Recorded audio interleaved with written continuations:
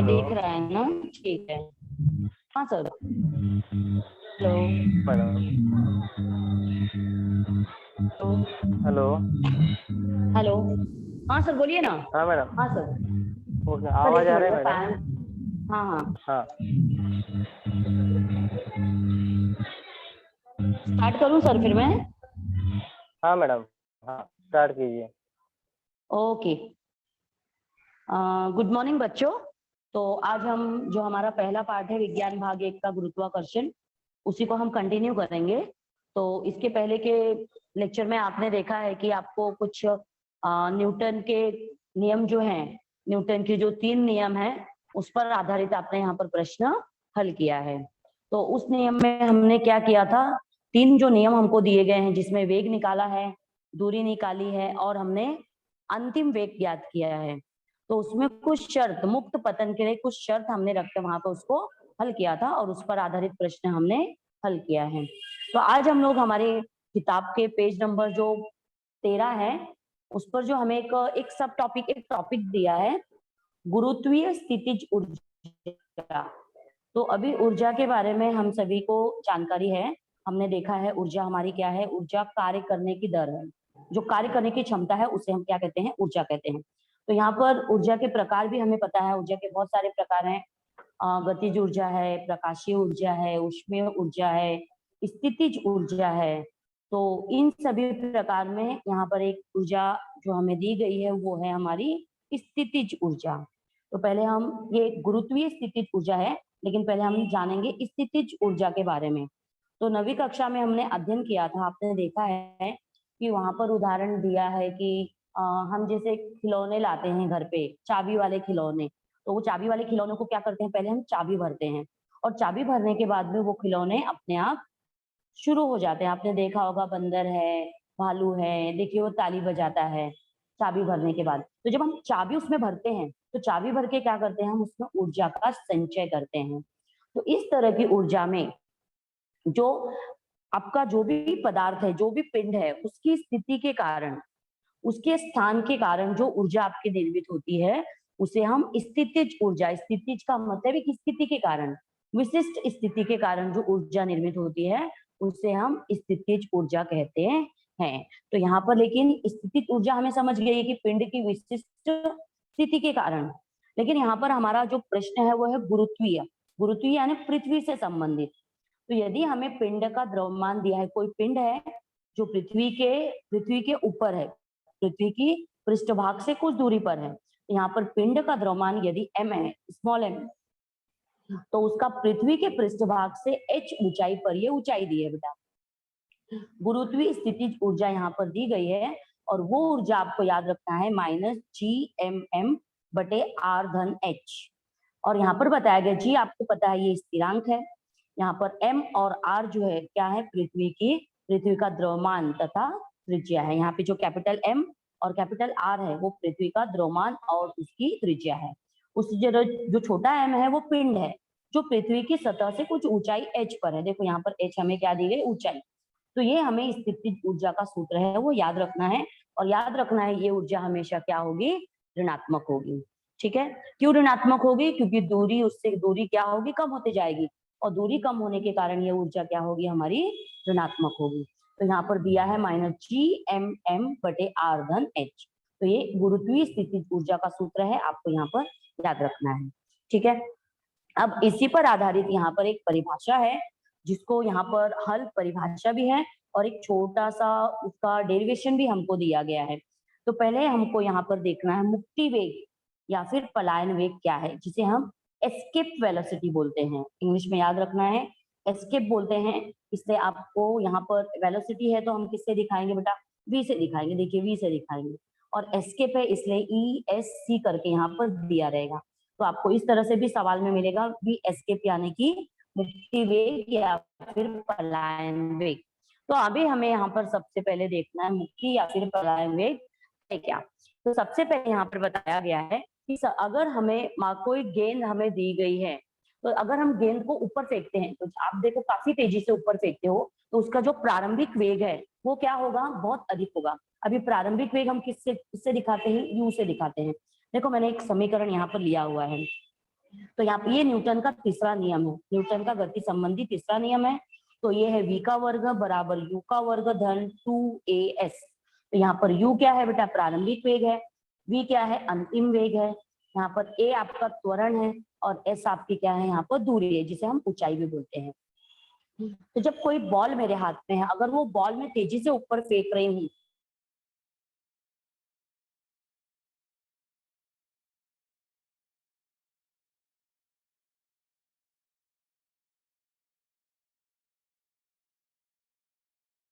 होगा बहुत अधिक, वहां पर रुक जाएगी तो उसका वेग क्या हो जाएगा, शून्य हो जाएगा। और वो अंतिम वेग हमने यहाँ पर किससे लिखा है, v से लिखा है, तो v का मान क्या होगा, शून्य होगा। और त्वरण, अभी यहाँ पर त्वरण हमने a से लिखा है, त्वरण को हम यहाँ पर g से दिखाएंगे।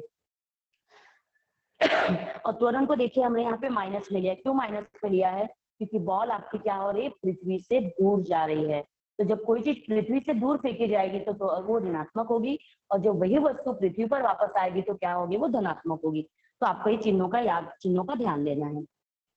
तो यहाँ पर v का मान शून्य होगा, क्योंकि बॉल जाके रुक जाएगी फिर नीचे आएगी, तो अंतिम वेग शून्य होगा। और त्वरण आपका यहाँ पर हमको -g लेना है, ठीक है, कि वस्तु को, पिंड को या बॉल को हमने ऊंचाई पर फेंका है।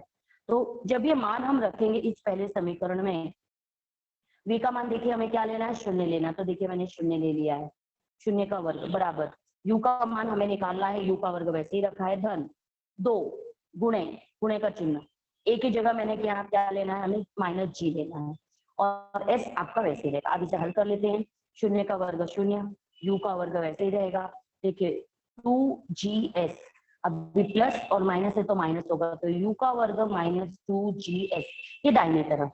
अभी हम क्या करेंगे, u का वर्ग जो है उसे हम कहाँ लेकर आएंगे, बाईं तरफ। तो 0 में से -u का वर्ग होगा तो क्या मिलेगा, -u का वर्ग मिलेगा, बराबर -2gs। तो यहाँ पे देखो माइनस से माइनस कट जाएगा, तो हमें मिलेगा u का वर्ग बराबर 2gs। और हमें क्या निकालनी है, अधिकतम ऊंचाई या फिर दूरी निकालनी है। s बराबर क्या हो जाएगा, देखो u का वर्ग बटे 2g। तो यहाँ पर देखो s बराबर u का वर्ग बटे 2g। तो ये क्या है, गेंद की अधिकतम ऊंचाई है, कि हमारा गेंद कितनी ऊंचाई पर कितनी दूरी तय करेगा, पृथ्वी से उसे फेंकने पर वह अधिक से अधिक कितनी दूरी यहाँ पर तय करेगा। तो हमें अधिकतम ऊंचाई निकालनी है, तो इस सूत्र का इस्तेमाल हम लोग यहाँ पर कर सकते हैं। तो इसी सूत्र की सहायता से हम आगे जाएंगे और हम देखेंगे कि मुक्ति वेग यहाँ पर क्या है। तो देखिए हमें क्या दिया गया है, अभी हमने देखा कि यदि गेंद को हम ऊपर फेंके, तेजी से ऊपर फेंके, तो गेंद उस दूरी पर जाने के बाद क्या होगा, उसका वेग शून्य होगा और वो गेंद वापस से नीचे आ जाएगी। लेकिन हमें यहाँ पर क्या करना है, हमें जो गेंद का प्रारंभिक वेग है उसे धीरे धीरे क्या करना है, बढ़ाना है। तो क्या होगा, अगर हमने उस प्रारंभिक वेग को धीरे धीरे बढ़ाया तो एक ऐसी स्थिति आएगी, एक ऐसा वेग होगा, एक ऐसा विशिष्ट वेग होगा, जिस वेग के लिए गेंद जो है वो पुनः पृथ्वी पर न आकर वो पृथ्वी के गुरुत्वाकर्षण से दूर हो जाएगी या पृथ्वी पर वापस से नहीं आएगी। तो उस प्रारंभिक वेग को ही हम यहाँ पर मुक्ति वेग या फिर एस्केप वेलोसिटी कहते हैं। मैं देखिए फिर से रिपीट कर रही हूँ, अगर हम क्या करेंगे, बॉल को तेजी से फेंकेंगे तो बॉल काफी दूरी तय करेगी ऊपर जाकर। अगर हम उसका वेग बढ़ाएंगे तो वो और ऊंचाई पे ले जाएगी, लेकिन ऊंचाई पर जाने के बाद उसका वेग शून्य होगा और वेग शून्य होने के बाद वो बॉल पुनः पृथ्वी पर वापस आ जाएगी। लेकिन ऐसी स्थिति हमें निर्माण करनी है कि हम वेग को फिर से बढ़ाएंगे तो हमारी जो गेंद है एक विशिष्ट वेग के लिए क्या होगी, गेंद पुनः वापस न आकर वो पृथ्वी के गुरुत्वाकर्षण से मुक्त हो जाएगी। और ऐसे वेग को ही हम यहाँ पर क्या बोलेंगे, मुक्ति वेग या फिर पलायन वेग कहते हैं। ठीक है, तो अभी हमें यहाँ पर क्या करना है, जो मुक्ति वेग है जिसे हम भी एस्केप बोलते हैं, इसके लिए हमें यहाँ पर एक सूत्र ज्ञात करना है। तो सूत्र निकालने के लिए सबसे पहले हमें दो शर्त लेनी है, हमें ऊर्जा निकालनी पड़ेगी पृथ्वी, एक तो पृथ्वी की सतह पर और एक तो अनंत दूरी पर, क्योंकि एस्केप का मतलब है कि पृथ्वी के गुरुत्वाकर्षण से दूर जाना या फिर अनंत में चले जाना। तो यहाँ पर हम सबसे पहला शर्त लेंगे कि पृथ्वी के पृष्ठभाग पर, तो पृथ्वी के पृष्ठभाग पर गतिज ऊर्जा का सूत्र हमने 9वीं में किया है। सूत्र हमारा है 1/2 mv का वर्ग। यहाँ पे v का वर्ग के साथ में एस्केप लिखा है क्योंकि ये पलायन वेग है। तो हमारी गतिज ऊर्जा का सूत्र है 1/2 mv का वर्ग एस्केप। तो m आप सभी जानते हो, m क्या है, द्रव्यमान है, जो भी पिंड है उसका द्रव्यमान है। v क्या है, यहाँ पर वेग है, जिस वेग से हमारा पिंड पृथ्वी के गुरुत्वाकर्षण से बाहर जाएगा वो। तो ये है हमारा समीकरण नंबर 1। ठीक है, उसके बाद में हम निकालेंगे स्थितिज ऊर्जा, जो अभी हमने ऊपर मैंने अभी आपको बताया था कि जिसका इस्तेमाल हम करने वाले हैं। तो देखिए पृथ्वी की सतह पर है, अभी मैंने यहाँ पर सूत्र स्थितिज ऊर्जा का है -GMM/R। वहां पर सूत्र में R+H था बेटा। क्यों H था, क्योंकि वो पृथ्वी की सतह से थोड़ी ऊंचाई पर थी, H ऊंचाई पर, लेकिन ये पृथ्वी की सतह पर है। तो ये होगा -GMM/R। G स्थिरांक है, m आपका क्या है, m और r जो है पृथ्वी का द्रव्यमान और त्रिज्या है, और छोटा m जो है वो आपका पिंड का द्रव्यमान है, जो भी पिंड या फिर गेंद आप इस्तेमाल कर रहे हो वो। तो ये होगा स्थितिज ऊर्जा का सूत्र, से हमने समीकरण 2 लिया है। अभी कुल ऊर्जा हमने यहाँ पर E1 से दिखाया है, ऊर्जा को एनर्जी बोलते हैं, E1 हमने यहाँ पर इस्तेमाल किया है। तो कुल ऊर्जा क्या होगा, गतिज ऊर्जा धन स्थितिज ऊर्जा। तो यहाँ पर गतिज ऊर्जा का मान समीकरण 1 से लिया है, स्थितिज ऊर्जा का मान समीकरण 2 से लिया है। तो देखिए प्लस धनात्मक था, लेकिन ये ऋणात्मक है, तो प्लस और माइनस क्या होगा, आपका माइनस होगा। तो ये हो गया हमारा समीकरण नंबर 3। तो हमने समीकरण 3 ज्ञात किया है, किसके लिए, पृथ्वी की सतह पर ऊर्जा ज्ञात करने के लिए। अब हम यही ऊर्जा निकालेंगे, दूसरी शर्त हमें दी गई है अनंत दूरी पर, जिसको हम इंफिनिटी भी बोलते हैं।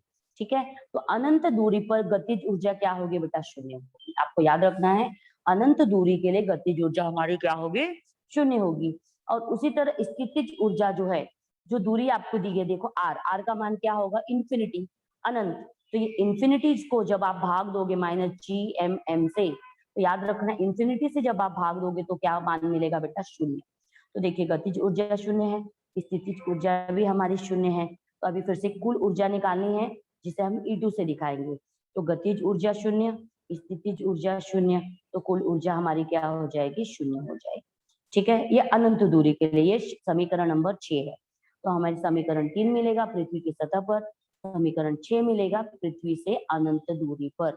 अभी ऊर्जा की अविनाशता का नियम क्या बोलता है, E1 बराबर है E2 के।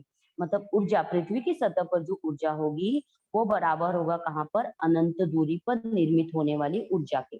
तो E1 बराबर E2 है। तो अभी देखिए E1 का मान हमें कहाँ से मिलेगा, समीकरण नंबर 3। देखिए मिल चुका, E1 का मान मैंने यहाँ पर रखा है, हाफ mv का वर्ग -GMM/R बराबर E2। E2 का मान देखिए क्या मिला है, यहाँ पर शून्य है, शून्य लिया है। तो अब क्या करेंगे बेटा, पक्षांतर करेंगे। तो -GMM/R जो है वो जब दाहिनी तरफ जाएगा तो धनात्मक हो जाएगा, शून्य में जोड़ोगे तो वही मिलेगा। अभी देखिए m दोनों तरफ है, छोटा m स्मॉल, उसको कैंसिल कर दीजिए, कट कर दीजिए, तो क्या मिलेगा, v का वर्ग यहाँ पे लिखा है, और 2 जो है हर में है तो वो चले जाएगा अंश के रूप में, तो 2GM/R। अब ये वर्ग है तो हम वर्गमूल लेंगे, यहाँ पर वर्गमूल लिया है, इसका वर्गमूल लोगे तो ये हो जाएगा करणीय 2GM/R, समीकरण नंबर 8। ठीक है, तो समीकरण 8 हमें मिल चुका है। अभी हम सभी जानते हैं, इसके पहले आपने एक समीकरण सिद्ध किया था जहां पर हमें छोटे g का मान मालूम है। छोटे g का मान क्या है, GM/R का वर्ग, जिसे हम GM/R गुणे 1/R भी लिख सकते हैं। देखिए ये समीकरण नंबर 9। तो अभी 9 का मान हम कहाँ रखेंगे, समीकरण 8 में। तो VS के बराबर करणी में 2, देखिए GM/R क्या है हमारा यहाँ पर, देखिए GM/R जो है, R ये ऊपर चला जाएगा, GR होगा। तो देखिए ये हो गया आपका करणी में 2GR, हम समीकरण 9 का मान समीकरण 8।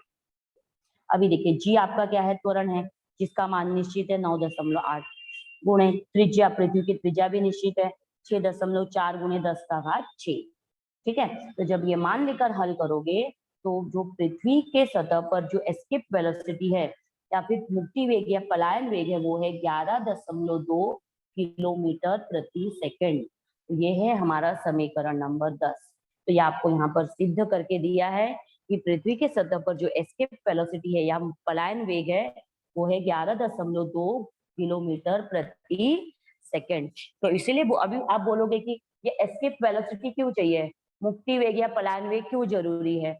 बेटा अगर मुक्ति वेग या पलायन वेग नहीं होगा तो हमारे जो ग्रह है जैसे चंद्रमा है या फिर दूसरे जो ग्रह हैं वो क्या करते हैं, हम उसको पृथ्वी की कक्षा में स्थापित करते हैं, जिसके कारण वो उसके चारों तरफ चक्कर लगाते हैं और हमें जानकारी देते हैं। अभी आपने सैटेलाइट के बारे में सुना होगा। तो अगर मुक्ति वेग नहीं होगा तो मुक्ति वेग होने के कारण वो क्या करेंगे, वहां पर उसकी ओर हम स्थापित करके उसके चक्कर लगाएंगे, जिसके कारण हमें वहां पर और अधिक से अधिक जानकारी मिल सकती है। ठीक है, तो ये हो गया हमारा मुक्ति वेग के बारे में। ठीक है, इसके बाद में हमें ही किताब पर उसी पेज नंबर 14 पर, अगर आपके पास किताब है तो आप किताब में खोल के देखिएगा कि पेज नंबर 14 पे हमें एक उदाहरण हल करके दिया है। तो हल किए हुए उदाहरण भी हम देखेंगे और बिना हल किए उदाहरण भी हम यहाँ पर देखने वाले हैं। तो अभी हल किए उदाहरण में हमको पेज नंबर 14 पे दिया है प्रश्न है, चंद्रमा का द्रव्यमान और त्रिज्या क्रमश 7.34 गुणे 10⁻22 किलोग्राम व उसकी त्रिज्या 1.74 गुणे 10�6 मीटर है, तो चंद्रमा का मुक्ति वेग ज्ञात कीजिए। ठीक है, अभी मैंने प्रश्न पढ़ा है, मेरे पास लिखा हुआ है। अभी उसी प्रश्न को जो शब्दों में दिया है हम यहाँ पर दत्त के रूप में लिखेंगे। अभी m, देखो चंद्रमा का द्रव्यमान दिया है m, तो यहाँ पर m दिया है हमारे पास 7.34 गुणे 10⁻22 किलोग्राम और r का मान हमें दिया है त्रिज्या, चंद्रमा की त्रिज्या दी है 1.74 गुणे 10�6 मीटर, ये आपको दिया है। और हमें g जो स्थिरांक है, मैंने बोला वो प्रश्न में आप हमेशा दिया होगा, तो g का मान है 6.67 गुणे 10⁻−11 न्यूटन मीटर का वर्ग बटे किलो केजी का वर्ग। तो इस डेटा की सहायता से जो दत्त है इसकी सहायता से हम चंद्रमा का मुक्ति वेग या पलायन वेग निकालेंगे। तो सबसे पहले हमें मुक्ति वेग का सूत्र लगेगा। तो मुक्ति वेग का सूत्र भी हमने सिद्ध किया था, बराबर है करनी में 2gm बटे r। g क्या है, स्थिरांक है दिया है, m क्या है, चंद्रमा का द्रव्यमान है दिया है, r क्या है, चंद्रमा की त्रिज्या है, वो भी हमें यहाँ पर दी गई है। तो देखो यहाँ पर मैंने मान रखा है 2 गुणे g दिया है आपका, m दिया है और नीचे क्या दिया है r। तो देखिए मैंने यहाँ पर क्या किया, इसे थोड़ा सा शॉर्ट में हल कर लिया है थोड़ा सा, लेकिन आपको क्या करना है, अगर प्रश्न आएगा तो आपको यहाँ पर गुणा करते हुए हल करना है। तो थोड़ा सा मैं आपको शॉर्ट में बताऊंगी किस तरह हल करना है। तो देखिए सबसे पहले हम क्या कर सकते हैं, जो संख्या है 2 गुणे 7 गुणे 7 गुणा करेंगे, गुणा करने के बाद उसको 1.74 से भाग देंगे। ठीक है, और देखिए यहाँ पे जो आपको घात में दिया है 10 का घात -11, यहाँ दिया है 10 का घात 22 और नीचे जो घात दिया 10 का घात 6 उसे हम ऊपर ले जाएंगे तो वो क्या हो जाएगा माइनस। तो देखिए इसे हल करेंगे पहले, तो कैसे हल होगा बेटा, देखो यहाँ पर ये देखिए -11 है -6 है, तो 11 और 6 कितना हो जाएगा 17, तो 10 का घात -17 धन, अभी देखो धनात्मक है, धन 22। अभी हम यहाँ पर 10 का घात, देखिए एक माइनस है एक प्लस है, तो माइनस प्लस माइनस होगा, तो 22 में से 17 घटा दोगे तो कितना होगा 5 होगा। देखिए 10 का घात 5। लेकिन देखिए ये घात जो मिलेगा हमें किस रूप में मिलेगा बेटा, करनी के रूप में मिलेगा, याद रखना है आपको। तो करनी में अगर घात आपका विषम संख्या है तो वो बाहर हम नहीं ले सकते हैं, उसके लिए हमें क्या करना पड़ेगा, सम संख्या। तो हम क्या करेंगे, इसको करनी में हम 10 का घात 4 ले लेंगे, गुणे हम 10 को वैसे लिखेंगे। ठीक है, तो हम 10 का घात 4 जब बाहर लेंगे तो वो क्या हो जाएगा 10 का घात 2 हो जाएगा। तो इस तरह से आपको ये प्रश्न यहाँ पर हल करना है। तो ये आपका हल किया हुआ उदाहरण है। तो इससे हम इस सूत्र की सहायता से हम यहाँ पर चंद्रमा का एस्केप वेलोसिटी या फिर जिसे हम कहते हैं मुक्ति वेग या पलायन वेग ज्ञात कर सकते हैं। ठीक है, तो इसके बाद में हमारे यहाँ पर ये पाठ जो है समाप्त हो जाता है। तो समाप्त होने के बाद में यहाँ पर मुझे कुछ प्रश्न दिए गए हैं जिससे हम हल करना है। तो मेरे पास यहाँ टेक्स्ट बुक है, तो आप देखिए यहाँ पर टेक्स्ट हमें दिया गया है। एक मिनट,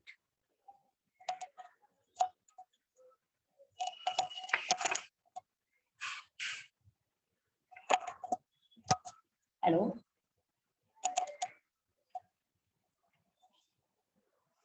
देखिए यहाँ पर प्रश्न नंबर मेरे पास यहाँ पर दिया है किताब में, ये रहा टेक्स्ट बुक के प्रश्न है बेटा, उदाहरण हल कीजिए। तो ये हम यहाँ पर प्रश्न हल करने वाले हैं। तो सबसे पहले हमें दिया है यदि किसी एक ग्रह पर एक पिंड को 5 मीटर ऊपर से नीचे आने में 5 सेकंड का समय लगता है तो उस ग्रह पर गुरुत्वीय त्वरण कितना होगा। ठीक है, कोई पिंड है जिसको ऊंचाई दी है 5 मीटर, ठीक है, और नीचे आने में कितना समय लगता है 5 सेकंड। तो हमें यहाँ पर ऊंचाई और समय की सहायता से हम उसका त्वरण यहाँ पर ज्ञात करेंगे। ठीक है बेटा, तो यहाँ पर देखिए सबसे पहले हम क्या करेंगे, प्रश्न नंबर लिखा है, उसके बाद में जो हमें दिया है वो हमने देखा है। ठीक है, देखो आपको ऊंचाई दी है कितनी, 5 मीटर, कितना समय लग रहा है, 5 सेकंड का समय लगता है। ये दोनों चीजें हमें दी गई है, ऊंचाई और समय, और हमें यहाँ पर त्वरण ज्ञात करना है। ठीक है, अभी त्वरण हमें यहाँ पर ज्ञात करना है तो हम क्या करेंगे बेटा, हम न्यूटन का गति संबंधी दूसरा जो नियम है, क्या नियम है, एस बराबर यू टी धन हाफ ए टी का वर्ग। तो यहाँ पर देखिए मैंने आपको पहले ही बताया था कि इसके पहले वाले पीरियड में जो न्यूटन का नियम है उसको वहां पर प्रारंभिक वेग जो है, भी किसी वस्तु का प्रारंभिक वेग क्या होगा बेटा, 0 होगा, है ना, उसे ऊपर ऊपर से छोड़ा जा रहा है। तो जब कोई वस्तु हमारे हाथ में है तो उसका प्रारंभिक वेग क्या होगा, 0 होगा, और जैसे आप छोड़ोगे उसका वेग क्या होगा, बढ़ेगा। तो यहाँ पर प्रारंभिक वेग u बराबर क्या होगा, 0 होगा। ठीक है, तो यहाँ पर हमारे पास सूत्र दिया s बराबर हाफ जी टी का वर्ग, ए की जगह यहाँ पर हमें जी लेना है। वस्तु आपकी देखिए, मैं आपको यहाँ पर समीकरण बता रही हूँ कैसे आया समीकरण। असल में हमारा समीकरण बेटा ये है, s बराबर यू टी धन हाफ ए टी का वर्ग, ये हमने किया आप सभी से ज्ञात। ये न्यूटन का गति संबंधी दूसरा समीकरण। अभी मैंने बोला u का मान कितना लेना है बेटा, आपको 0 लेना है, वस्तु है ना, प्रारंभिक वेग 0 होगा, और हमें a की जगह क्या लेना है बेटा, g लेना है। कहीं कहीं पे हमने g का मान ऋणात्मक लिया है, कब, जब वस्तु पृथ्वी से बाहर जाएगी, ऊपर फेंकी जाएगी तब। लेकिन यहाँ पर वस्तु ऊपर से नीचे आ रही, मतलब पृथ्वी के गुरुत्वाकर्षण की तरफ आ रही, तो g का मान क्या होगा, धनात्मक होगा, आपको याद रखना। तो अगर ये मान हम इस समीकरण में रखेंगे तो देखो क्या होगा, s बराबर u का मान 0 है, ये पूरा मान हमारा क्या हो जाएगा, 0 हो जाएगा। तो हमें समीकरण मिलेगा 1/2, a की जगह g लेना है, g t का वर्ग। तो ये मिल गया, देखिए हमें यहाँ पर सूत्र, और यही सूत्र का इस्तेमाल हम यहाँ पर ऊपर करने वाले हैं। देखिए s बराबर हाफ जी टी का वर्ग। ठीक है, अभी दूरी s का मान दिया है 5 मीटर, मैंने 5 मीटर लिखा है, 1/2 वैसे ही लिखा है, g वैसे ही लिखा है, कोष्टक में लिखा है, t का मान दिया है 5 सेकंड, तो 5 सेकंड का वर्ग दिया है। अब इसे हल करते, 5 मीटर वैसे ही लिखा है बराबर 1/2 गुणे जी, यहाँ पर गुणे का चिन्ह लगा देते हैं। ठीक है, और 5 दिया है, 5 का वर्ग कितना होगा बेटा, 25। जैसे सेकंड दिया था तो सेकंड का वर्ग होगा। अब हल करेंगे, देखिए अब क्या होगा, अभी हम जी के लिए समीकरण लिख लेते हैं। जी बराबर 2 चला जाएगा ऊपर, तो 5 मीटर गुणे 2/25 सेकंड का वर्ग। अभी देखिए 5 से काटिए, 5 एकम 5, 5 × 25, है ना। तो अभी काटने के बाद देखो 2/5 मिलेगा हमें, 2/5। तो 2 में 5 का जब भाग दोगे तो क्या मिलेगा हमें, 0.4। ऊपर देखिए मीटर है, नीचे सेकंड का वर्ग है, तो 0.4 मीटर प्रति सेकंड का वर्ग। तो ये है हमारा त्वरण। इस त्वरण से आपका जो पिंड है वो क्या होगा, वहां पर नीचे आएगा। ठीक है, तो इस तरह से आपको प्रश्न मिलेंगे।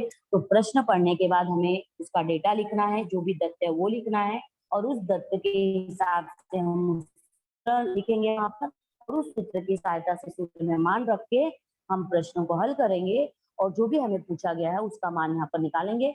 और अंत में आपको जो इकाई है वो बिल्कुल भी भूलना नहीं है, तो वो वहां पर आपको इकाई वहां पर कंपल्सरी लिखना है। ठीक है, तो ये हो गया हमारा पहला उदाहरण जिसमें हमें त्वरण निकालना था। अब हम देखेंगे उदाहरण नंबर 2। उदाहरण नंबर 2 जो है बेटा वो संबंध वाला उदाहरण है, मतलब यहाँ पर दो चीजों के बीच में संबंध निकाल के हमें सवाल को हल करना है। तो सबसे पहले क्या दिया है वो हम लोग यहाँ पर देख लेते हैं। ठीक है, आपका प्रश्न नंबर है आ। अब उसमें प्रश्न नंबर आ में दिया है ग्रह क की त्रिज्या। अभी यहाँ पर ग्रह का नाम दे देकर उन्होंने यहाँ पर दिया है, ग्रह का नाम क दिया है। यहाँ पर 2 ग्रह दिए गए हैं, एक ग्रह का नाम क है और दूसरे ग्रह का नाम उन्होंने दिया है ख। तो उनके बीच में देखिए क्या संबंध है और क्या पूछा है। ग्रह क की त्रिज्या ग्रह ख की त्रिज्या की आधी है। अभी त्रिज्या हम किससे दिखाते हैं बेटा, आर से, आपको पता है त्रिज्या हम दिखाएंगे आर से। तो जो क की त्रिज्या जो r है वो ख की त्रिज्या r की क्या है, आधी। उसी तरह बोला है क का द्रव्यमान m है। अभी जो द्रव्यमान जिसको हम मास बोलते हैं, वजन बोलते हैं, वो m से दिखाना है क के लिए। और यदि ख ग्रह पर g का मान क ग्रह पर g के मान का आधा है। अभी जो g का मान है किसके लिए, ख के लिए, वह क ग्रह के g के मान का क्या है, आधा है। और उस पर आधारित हमें यहाँ पर ख ग्रह का द्रव्यमान कितना होगा, ठीक है, हमें यहाँ पर द्रव्यमान ज्ञात करना है। देखो जब दो चीजें दी गई होंगी तो वहां पर हमें सूत्र का तो इस्तेमाल करना है, लेकिन उस सूत्र को हम उन दोनों चीजों के लिए, दोनों पिंडों के लिए, यहाँ पर पहला पिंड क है, दूसरा पिंड ख है, तो हमें उस सूत्र को क के लिए भी लिखना होगा, ख के लिए भी लिखना होगा, और उसके बाद में उस सूत्र को हमें आपस में भाग देना होगा। तो देखिए किस तरह से हल करना है हम लोग यहाँ पर देखेंगे। चलिए, तो सबसे पहले क्या दिया है मैं प्रश्न पढ़ती हूँ और हम वहां पर उस तरह से समीकरण लिखते जाएंगे। ध्यान दीजिए आप, आपको दिया गया है कि क की त्रिज्या ख की त्रिज्या की आधा है। अभी देखो क की त्रिज्या मैंने अभी बताया, क की त्रिज्या क्या लेनी है, r, तो मैंने यहाँ पर क की त्रिज्या r है, और वो जो ख की त्रिज्या है, ख की त्रिज्या की क्या है बेटा, आधी है। आधी मतलब उसे 2 से भाग देना है। ये आपको समीकरण बनाने आने चाहिए। आपको बोला है जो क की त्रिज्या है वो ख की त्रिज्या की आधी है, तो मैंने वहां पे आधी बोला है इसलिए 2 से भाग दिया है। उसी तरह बोला है आपका जो त्वरण, किसका त्वरण बोला है, आपका ख का त्वरण जो बोला है, या फिर ख का जी का मान जो है वो क के जी के मान का भी क्या दिया है, आधा दिया। ठीक है, उसके बाद में हमें क्या दिया है, बोला है कि क का द्रव्यमान हमें क्या लेना है, m लेना है, और ख का द्रव्यमान हमें यहाँ पर क्या करना है, ज्ञात करना है। ठीक है, तो देखिए हमारे पास में यहाँ पर g के लिए सूत्र है। क्या सूत्र है g का, g बराबर gm बटे r का वर्ग, ये सूत्र हमें दिया है। g क्या है बेटा, त्वरण है। g मैंने आपको बोला कैपिटल G स्थिरांक है जिसका मान निश्चित है। m क्या है, द्रव्यमान है, जो भी पिंड आपको दिया है। r क्या है, जो भी पिंड आपका दिया है उसकी त्रिज्या है। ठीक है, तो सबसे पहले मैंने आपको बोला था सूत्र जो है क के लिए लिखा जाएगा और उसके बाद ख के लिए। तो देखिए क का से सूत्र लिखा है g के लिए, तो g स्थिरांक है, m k मतलब क के लिए द्रव्यमान, r का वर्ग क मतलब क के लिए त्रिज्या। उसी तरह ख के लिए भी लिखा है सूत्र वही g, देखो g ख लिखा है ख के लिए, तो g स्थिरांक है वो बदली नहीं होगा। तो देखिए ख का द्रव्यमान बटे ख के लिए त्रिज्या का वर्ग। तो ये समीकरण मैंने 1 और 2 लिया है। उसके बाद हमने क्या किया है, मैंने समीकरण 2 में 1 भाग दिया है। तो देखो जी ख बटे जी क मतलब जी का मान क के बटे जी का मान क के लिए बराबर। देखिए ये रहा आपका समीकरण ख के लिए, मैंने लिखा ऊपर से समीकरण 2। और जब हमने समीकरण 1 से आप भाग दोगे तो ये मान जब ऊपर जाएगा तो क्या हो जाएगा बेटा, उलट जाएगा, है ना। तो जो मान आपका ऊपर था वो नीचे आ जाएगा, और जो मान आपका नीचे था देखिए समीकरण में वो ऊपर चला गया है। तो अभी देखिए जी से जी क्या हो जाएगा, कट जाएगा।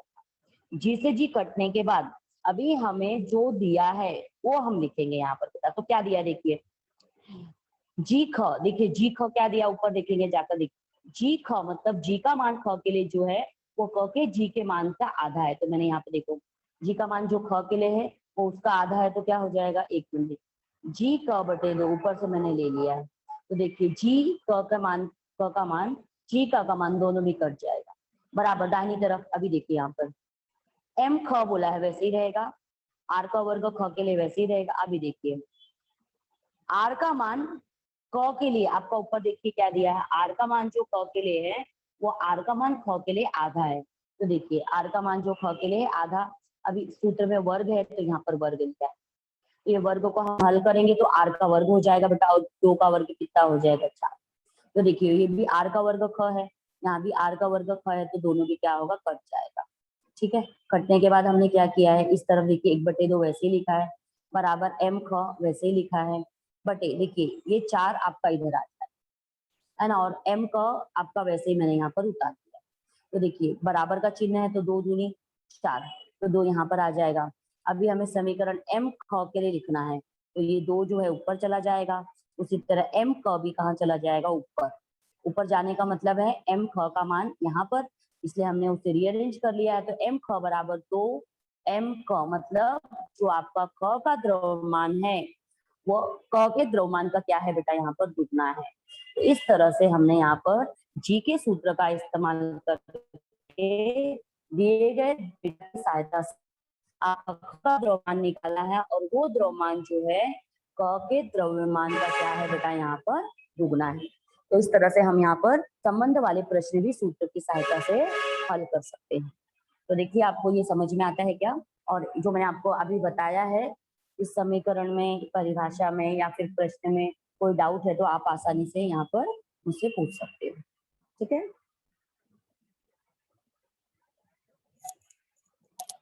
Hello hello. हेलो। हाँ हाँ सर। हेलो मैडम, हो गया? हाँ सर। हाँ सर, पढ़ा के हो गया है। बच्चों को जो भी सवाल है सर, तो जो भी डाउट है वो पूछ सकते हैं। हाँ एक मिनट। खुशी जायसवाल। खुशी जायसवाल, आपको कुछ डाउट है पूछिए। यस सर, दूसरा वाला। हाँ कौन मैडम सा कुछ बेटा? पूछिए। सर टीचर प्रश्न मुझे दूसरा। बोलो कौन सा? अच्छा, जो अभी मैंने बताया आपको। Yes teacher, yes teacher. हाँ हाँ, एक मिनट। हाँ बेटा, बताती हूँ। हाँ ठीक है। अभी देखो, मैं आपको प्रश्न जब बता रही हूँ, सवाल माई सर बहुत आवाज आ रही है बच्चों की। हेलो। हाँ अभी ध्यान दीजिए, जब आप प्रश्न बेटा हल करते हो ना सवाल वाले, तो प्रश्न अपने सामने आप रखोगे, क्योंकि जब मैं रीड करूंगी तो आपको ध्यान देना है कि क्या लिखा हुआ है। तो देखिए क्या दिया है, ग्रह क की त्रिज्या, ग्रह ख की त्रिज्या की आधी है। तो देखो ग्रह क बोला है और उसकी त्रिज्या, मैंने बोला त्रिज्या हम आर से दिखाते हैं। तो क की त्रिज्या तो मैंने यहाँ पे लिखा, देखो त्रिज्या आर, और क की त्रिज्या जो है वो क्या बोला गया है, जो ख की त्रिज्या है वो उसकी क्या है बेटा, आधी है। देखो यहाँ पर दिया है पहली लाइन में, ग्रह क की त्रिज्या ख की त्रिज्या की आधी है। तो क की त्रिज्या क्या होगी, आर क, मैंने यहाँ पे लिया है, और ख की त्रिज्या की क्या है यहाँ पर, आधी है। ठीक है, और उसी तरह क्या बोला है, जो जी का मान है, आपका जो ग्रह ख है उसके लिए जो जी का मान है, जो आपका ग्रह क है उसका क्या है यहाँ पर, आधा है। तो देखो ये हमें यहाँ पर प्रश्न पढ़ के मिलेगा। अभी आपका बोला है कि जो क का द्रव्यमान है उसे m दिया है, उन्होंने प्रश्न में दिया है कि वो m लेना है और आपको ख का द्रव्यमान यहाँ पर ज्ञात करना है। तो मैंने बोला आप ऐसा मान लीजिए कि पहला ग्रह हमारा क है और दूसरा ग्रह क्या है, ख है। तो हमें यहाँ पर क्या निकालना है बेटा, द्रव्यमान निकालना है। तो देखिए आपका जो त्रिज्या जी और m कौन से सूत्र में देखिए बैठता है, ये देखिए इसमें बैठता है, जी वाले में, त्वरण वाले में। तो जी बराबर जी एम बटे आर का वर्ग, ये हमारा सूत्र है। ठीक है, अब ये सूत्र को हमको क्या करना है, इसको हमको क के लिए लिखना है और ख के लिए भी लिखना है। तो देखो मैंने यहाँ पे जी क लिखा है, क के लिए सूत्र लिखा, तो जी में कुछ बदलाव नहीं होगा। तो एम क लिखा है क्योंकि क के लिए लिखा गया है, आर का वर्ग क लिखा है क्योंकि त्रिज्या भी हमारी किसके लिए है, आर के, आपका त्रिज्या भी क के लिए, हाँ उगड़ा हुआ। उसी तरह मैंने देखिए ख के लिए भी लिखा है, जी के लिए सूत्र लिखा है, जी वैसे ही रहेगा, एम ख लिखा, देखो ऊपर क था नीचे ख आया है, आर का वर्ग क था, यहाँ पे आर का वर्ग ख है। मतलब हमने जो सूत्र लिखा है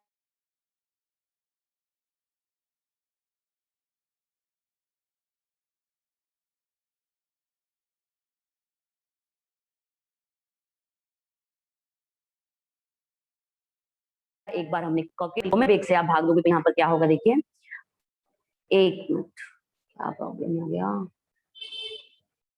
एक मिनट। हाँ सॉरी बेटा, देखिए जी ख ऐसे लिखा है, जी का भाग दिया है।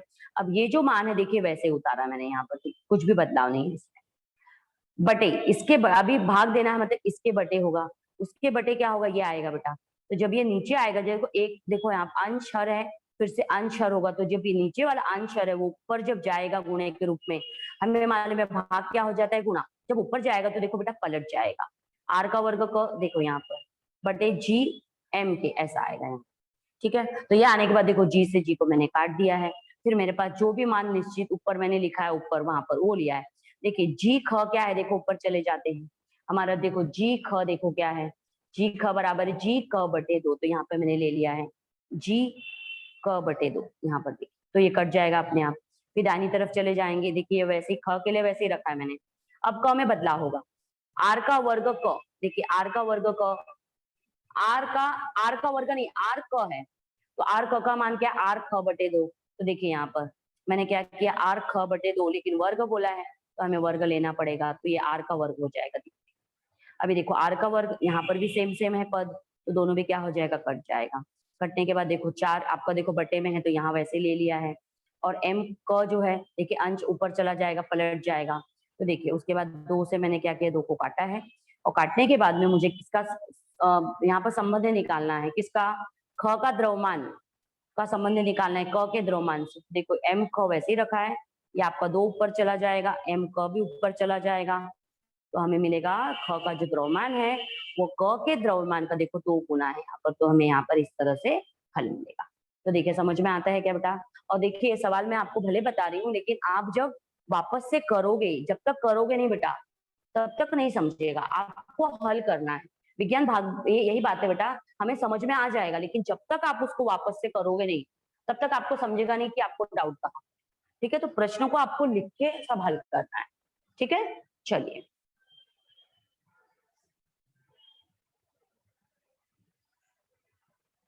Hello hello. हाँ हाँ madam. Sir. Rishikesh scientist. Good morning teacher. हाँ गुड मॉर्निंग बेटा, बोलो। मिस आपने जो पहला प्रश्न सॉल्व किया था ना, हाँ मिस एक बार वो एक्सप्लेन कीजिए ना। अच्छा, पहला वाला, ओके। सवाल ना आपका, यस मिस। उदाहरण। हाँ देखिए किताब में, मेरे पास किताब है बेटा, प्रश्न वहीं से पढ़ूंगी मैं। आपको दिया है, यदि किसी एक ग्रह पर एक पिंड को 5 मीटर ऊपर से नीचे आने में, अभी देखो पिंड है पृथ्वी से ऊपर है, तो ऊपर से नीचे आ भी मीटर, मतलब 5 मीटर दिया, मतलब क्या दिया है, इसकी ऊंचाई दी है, फिर हम दूरी बोल सकते हैं, ऐसे भी दिखा सकते हैं। ये आपकी 5 मीटर क्या है, एस है, दूरी है, और बोलता है कितना समय लग रहा है उसे नीचे आने में, 5 सेकेंड। तो समय हमें दिया है, दूरी दिया है, हमें उसका गुरुत्वीय त्वरण ज्ञात करना है। अभी त्वरण हम किससे दिखाते हैं बेटा, हम त्वरण ए से दिखाते हैं, लेकिन यहाँ पर हमें त्वरण को पृथ्वी के लिए जी से दिखाना है। हम असल में गुरुत्वीय त्वरण मतलब ग्रेविटी बोलते हैं, इसलिए हम उसको जी से दिखाएंगे। तो अभी देखिए पिंड जो है ऊपर से कहाँ आ रहा है, पृथ्वी की तरफ आ रहा है, इसलिए त्वरण को हम लेंगे धनात्मक। अगर कोई पिंड को पृथ्वी से बाहर भेजोगे तो त्वरण को ऋणात्मक लेना है, आपको याद रखना है। तो पृथ्वी की तरफ आ रहा है तो त्वरण आपका क्या होगा, धनात्मक होगा। तो देखिए यहाँ पर मैंने जो भी दिया था मैंने यहाँ लिख लिया है। आपका दूरी कितना है, 5 मीटर, समय कितना लगा है, 5 सेकेंड, और हमें क्या निकालना है बेटा, त्वरण। तो जी बराबर प्रश्नवाचक चिन्ह। तो मैंने आपको बताया न्यूटन का गति संबंधी दूसरे नियम का इस्तेमाल करना है। तो न्यूटन की गति संबंधी दूसरे नियम देखिए ये दिया है, मैंने यहाँ पे कहाँ से लाया वो भी बताया। ये नियम है, अब ये प्रारंभिक वेग क्या है, 0 है। ए का मान हमें क्या लेना है, जी लेना है। जब यू का मान 0 लोगे तो ये पूरा क्या हो जाएगा, 0। तो एस के लिए देखो हमको सूत्र मिलेगा 1/2 जी टी का वर्ग। ठीक है, तो इस सूत्र को यहाँ पर इस्तेमाल करना है, जी टी का वर्ग। तो एस का मान कितना है, 5 मीटर, 1/2 वैसे ही लिखा है, गुणे जी वैसे लिखा है, टी का मान 5 सेकंड है, वर्ग बोला है तो 5 सेकंड का वर्ग। अब हल कर लेते हैं बेटा। देखो बाई तरफ वैसे ही रहेगा, दाहिनी तरफ 1/2 गुणे जी गुणे 5 का वर्ग कितना होगा, 25। सेकंड का वर्ग बोला तो सेकंड का वर्ग भी हम वहां पर लिख देंगे। ठीक है, अभी देखिए जी निकालना है, तो जी को मैंने वैसे ही रखा है। 2 कहाँ चला जाएगा, 5 के पास, देखिए 2 चला गया 5 के पास, और 25 आ जाएगा उसके भी नीचे, देखिए यहाँ पर आ गया है। अभी देखिए 5 एकम 5, 5 पचे 25 है ना, तो यहाँ पे नीचे 5 है और ऊपर 2 एकम 2, तो 2/5 हमको मिलेगा। अब 2 में 5 से भाग दो तो आपको मिलेगा 0.4। ऊपर मीटर है, नीचे सेकंड का वर्ग है, तो मीटर प्रति सेकंड का वर्ग। तो पिंड नीचे जब आएगा तो उसका गुरुत्वीय त्वरण होगा 0.4 मीटर प्रति सेकंड का वर्ग। ठीक है बेटा, देखो समझ में आता है अभी। मिस हाँ, आपने बोलो जो बेटा। सूत्र लगाया है, अगर हम वही सूत्र लगाना है, अगर उसके बजाय दूसरा सूत्र लगाएंगे तो नहीं होगा ना? बेटा नहीं हो, कैसे, कौन से में लगाओगे? अभी देखो मैं यहाँ पर एक मिनट, हाँ मैं देखती हूँ। अभी आपका जैसे ये सूत्र हमने अगर ये इस्तेमाल कर लिया, क्या दिया है आपका, जैसे कि सूत्र v का वर्ग बराबर u का वर्ग धन 2as, अगर आपने ये इस्तेमाल कर लिया तो अभी हमारे पास देखो ना, ये सूत्र आप लगा, ऐसा नहीं रहा, s है हमारे पास, a निकाल सकते हो, लेकिन अभी हमको यहाँ पर उसका अंतिम वेग मालूम नहीं ना बेटा, v नहीं मालूम है, तो ये सूत्र हम लगा नहीं सकते। उसी तरह अगर हमने पहला वाला लगाया, पहला आपको क्या दिया, v बराबर u धन at, ये सूत्र भी हमारे पास है ना। तो यहाँ पर मुझे ये देखिए, फिर से हमें v मालूम है क्या, नहीं मालूम है, तो आपका वो सूत्र लगेगा ही नहीं बेटा, उसमें फिट नहीं बैठेगा डेटा। तो हमें देखना है कि हमको जो दिया गया है वो किस में बैठता है। तो देखिए अभी जो दिया गया है वो किस में बैठता है, न्यूटन के गति संबंधी दूसरे नियम में ही बैठता है, तो उसी सूत्र का इस्तेमाल करना है। ठीक है,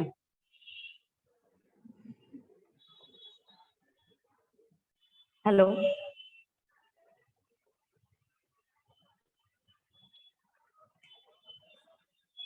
हेलो,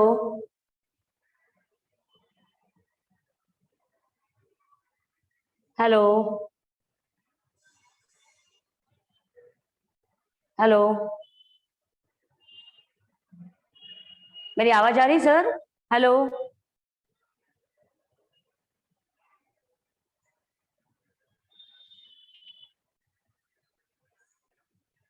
हेलो,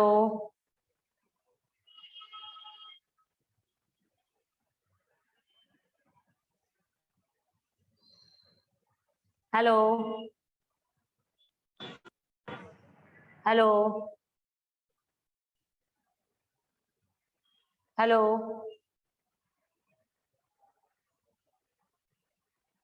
हेलो,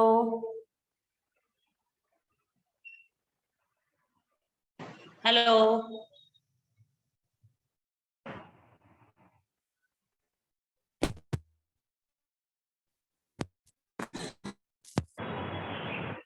हेलो,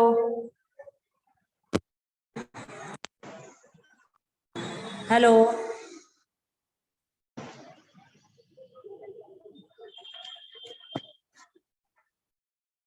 ओ,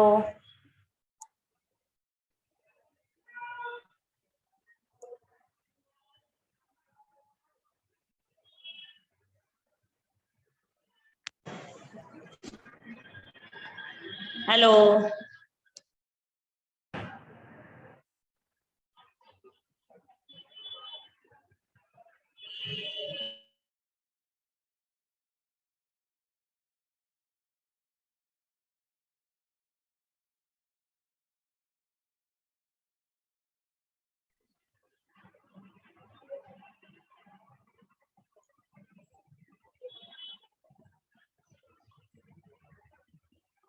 hello,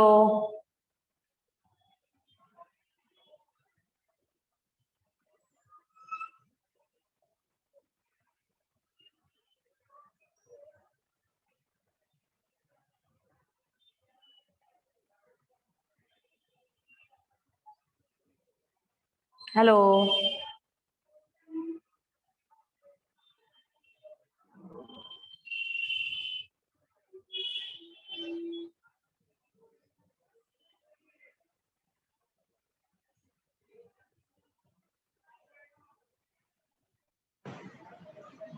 hello, hello,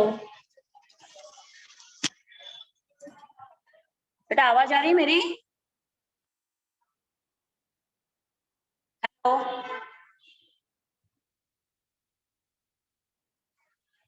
hello,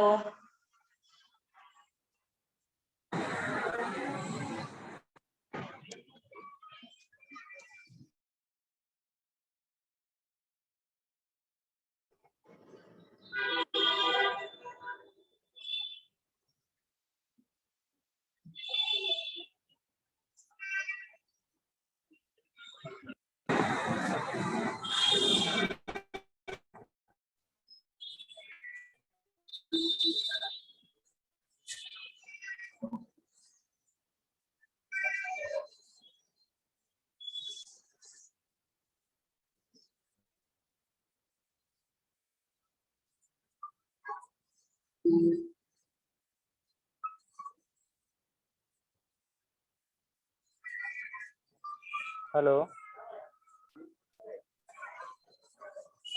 hello, hello,